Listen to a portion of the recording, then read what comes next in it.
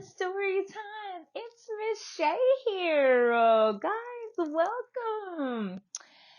Very interesting story tonight, friends. We're going to get really travel here tonight. As you see, Ms. Shay's real festive.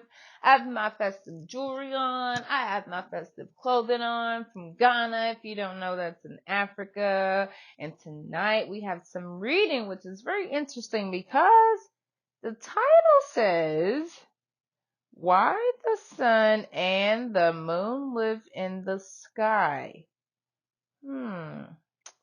Shay's real festive and I don't know. Let's try and make some type of connection here. I don't know.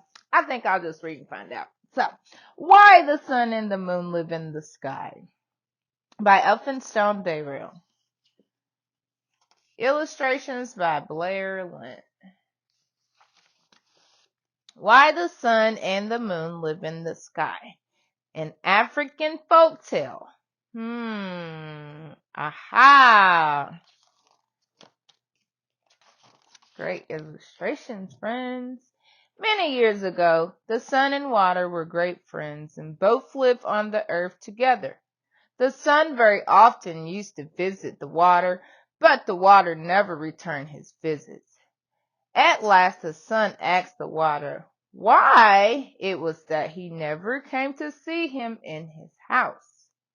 The water replied that the sun's house was not big enough, and that if he came with his people, he would drive the sun out.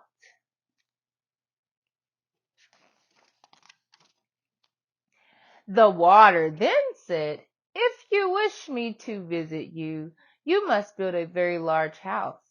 But I warn you that it will have to be a very large place, as my people are very numerous and take up a lot of room.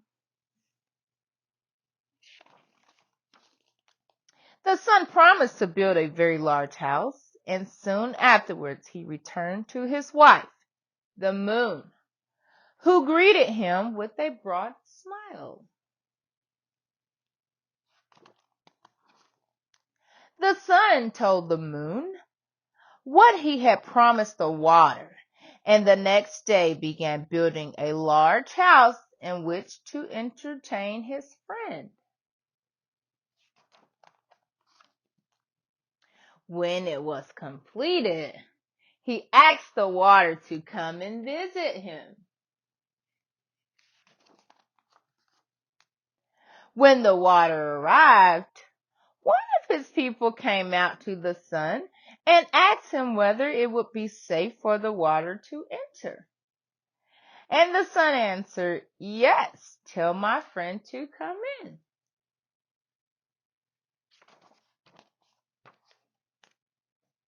The water then began to flow in, accompanied by the fish and all the water animals.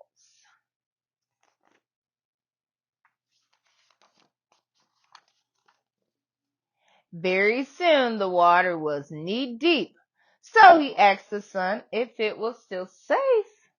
And the sun again said, Yes. So more of them came in.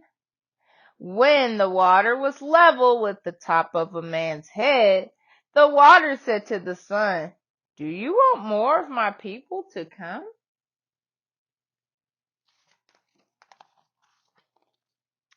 And the sun and the moon both answered, Yes, not knowing any better. So the water's people flowed on until the sun and the moon had to perch themselves on top of the roof.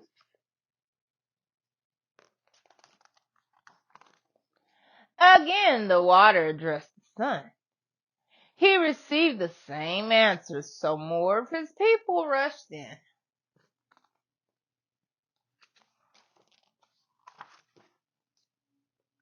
The water very soon overflowed the top of the roof, and the sun and moon were forced to go up into the sky, where they have remained ever since.